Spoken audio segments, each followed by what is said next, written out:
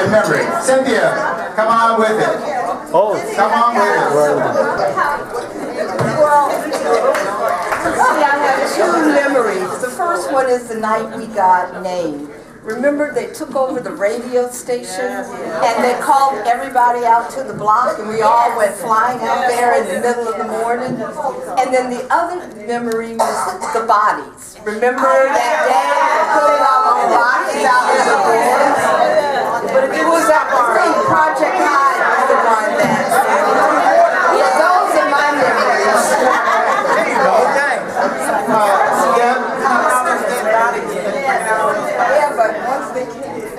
damn. This one is a sentimental story. I was standing in line in Virginia Cleveland Hall on the first day of class trying to get the keys. It was like 95 degrees with 90% humidity. Thank God afros went inside. Me and my big mouth, I said, and we're all standing up there like, oh God, we're scared to death. We don't know anybody. So I said, is anybody in this line from Washington, D.C.? Cynthia Newsom said, I am. Come to find out, our parents worked together at the Navy Annex, and Cynthia and I were born on the same day. And we've been friends ever since. That's a good one. That's a good one. Denise gonna share one. All right. I got one, and I can tell it because she's not here. Remember when Essence came to campus? Yeah! Took all those pictures. Yeah! After they left, one of the media majors was missing from class. I felt, where is she? Day one, day two. I said, that's not like her to miss class. So little miss, I'm gonna go and find, go to co-ed, knock on the door. What's wrong? I can't open the door.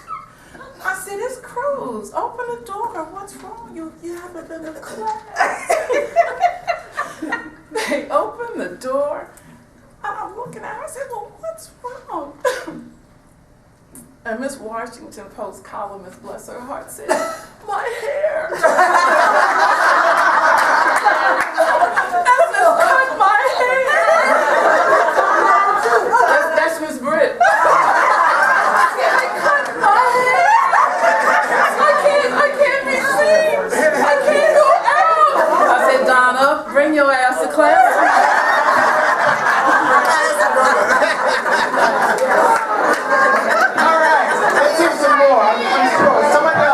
Memory or best song? Best song. Best song? Best song. Best song? Oh, come on.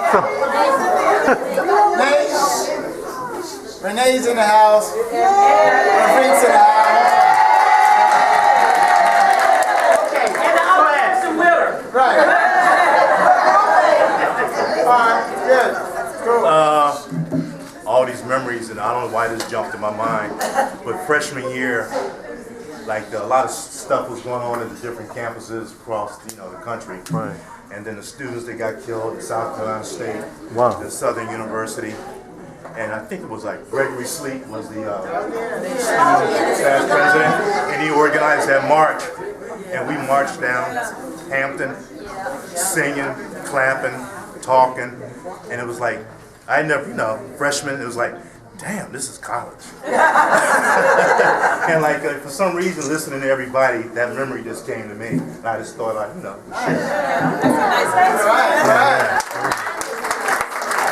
I saw David Washington creep to the mic, so I'm going to have to ask you. I'm just trying to get No, closer. come on, man. No, man, come on. Come on, Dave. I was actually talking to somebody, so I don't know what this is about. Yeah, I want you to tell me what is your funniest memory at Hampton? Oh, wow. Funniest? Your funniest memory at Hampton. Ooh. That's a tough one. Because actually the fun... Is this one? Yeah.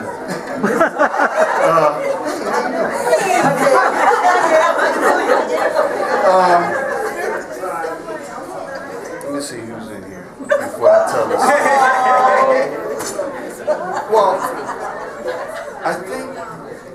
the funniest thing that I can talk about is during the pledge period, pledge of 586, and we needed to get these bricks. Right. And we needed to get bricks that were perfect, Right.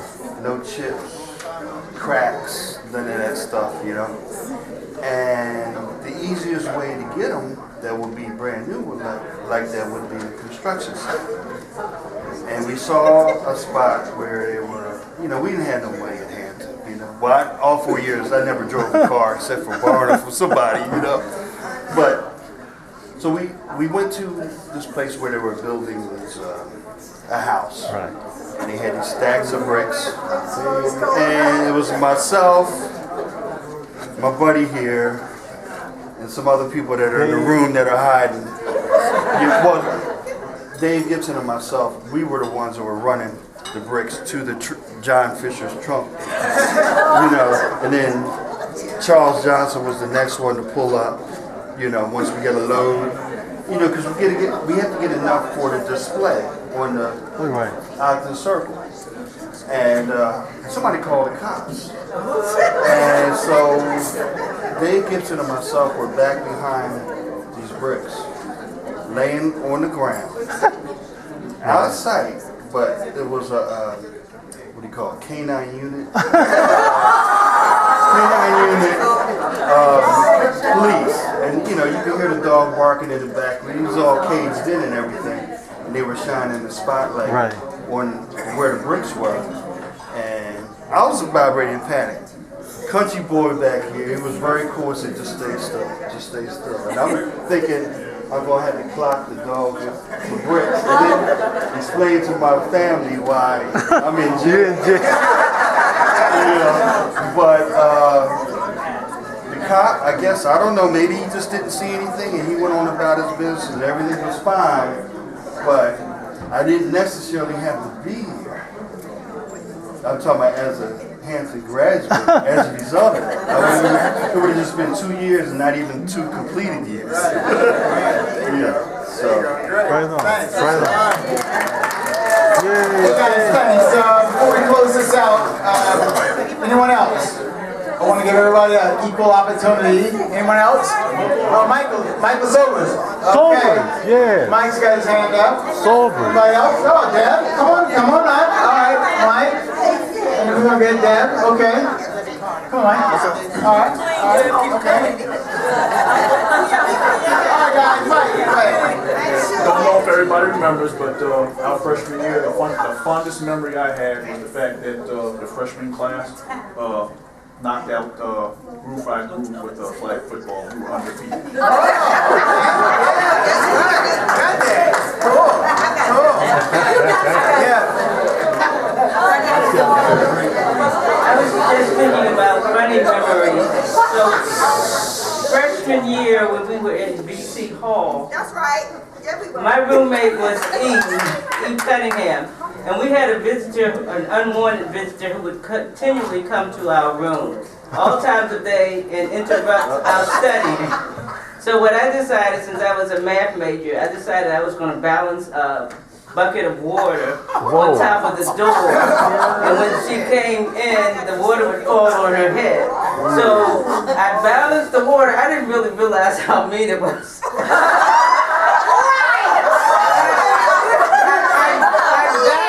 I balanced the water, and then someone from our floor, I think it might have been one of the twins, Diane or Joanne, came in and the water fell, but it didn't fall on them. So I rebalanced it, and then the person who came in was Migdalene, and the water fell directly on her head. But unfortunately, she had just come from the hairdresser.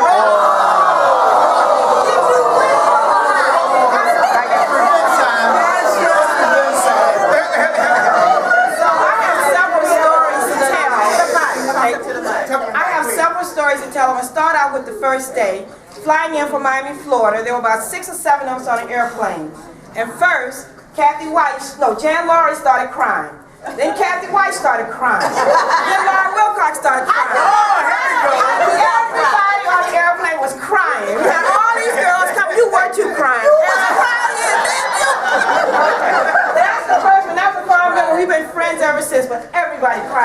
airplane. They didn't know what was going on. All these black girls on the airplane just crying. My mama. Where's my mama? The next memory was psych majors. You know, we're very good people, psych majors. Well, the last party, psych majors raise your hand. The last party of the season was given by a department head. Well, we go to this party, and the department head was smoking marijuana.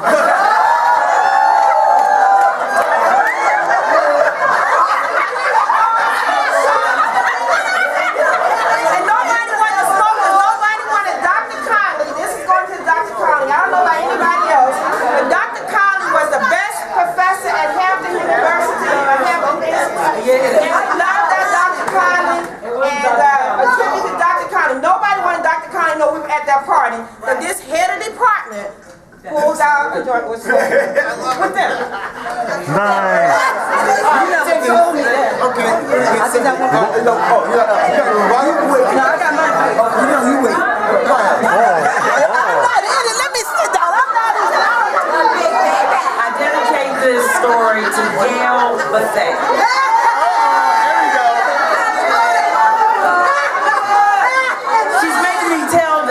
And this is a confession. Shut up, Renee, you were there. So you know, it's freshman year, locked in the room. I'm hanging out with a Miss Kess, a Miss Boston. Yep. I think a Miss Yates. And so what happens is we get drunk. Whoa. I mean, really drunk. But my roommate, my dear roommate, Gail Bethea, had just cleaned the floor. So they stagger me down to the hall because I don't drink like that, not me. And they opened the door and I threw up on Gail's clothes. And I am so blessed that Gail Bethea is still my friend today. All right.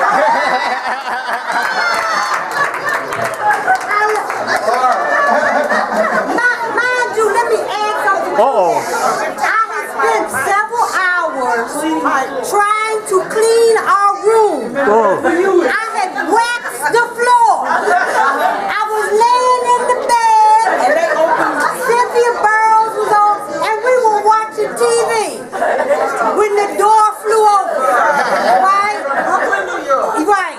And what she drank preceded her. But here's the thing, my friends just left me at the door. She's sick.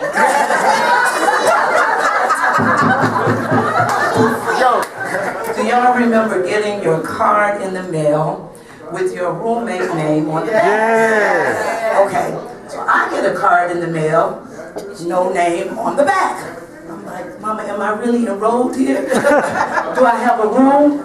So I get to campus, I'm in Kennedy. They take me up to the second floor. I have a single room on the corner by the steps. Needless to say, it was a very lucrative business for the ladies. My room was for rent. It was right by the steps. They Oh my goodness. It was lucrative. Thank you, ladies.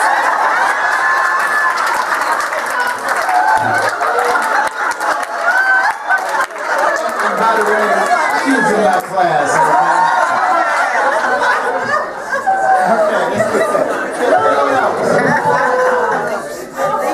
Anyone else? I'll close with the story. It's a little sentimental, but I'll close with the story. Personal. A lot of folks always ask me, how did I end up coming to Hampton? And obviously when I was in school, had gotten accepted, got accepted to some big time colleges, universities, that sort of thing. But it was right when my father passed.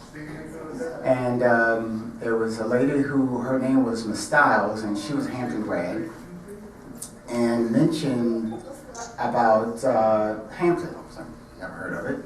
So she gave me the course catalog, kind of looked at it, so what.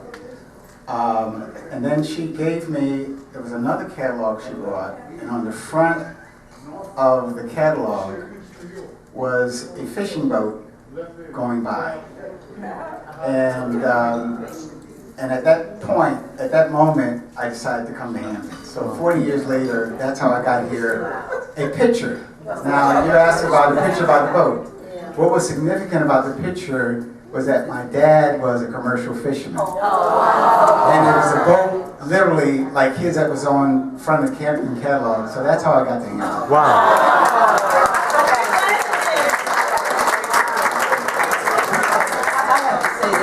Many of you know Archie and I was dead on arrivals in accounting. He thought he was number one, but I let him be that sometimes, you know. But how I got to Hampton was I had been accepted to, I think, Tuskegee and Fisk in Hampton. And my mom had been pressuring me, pick a school, pick a school. So she sent me to the grocery store, and I was standing in line waiting to cash out, and I heard some ladies go, "Oh, I heard Hampton's the party school." I went right home. There you go. Yay! That's how I got here.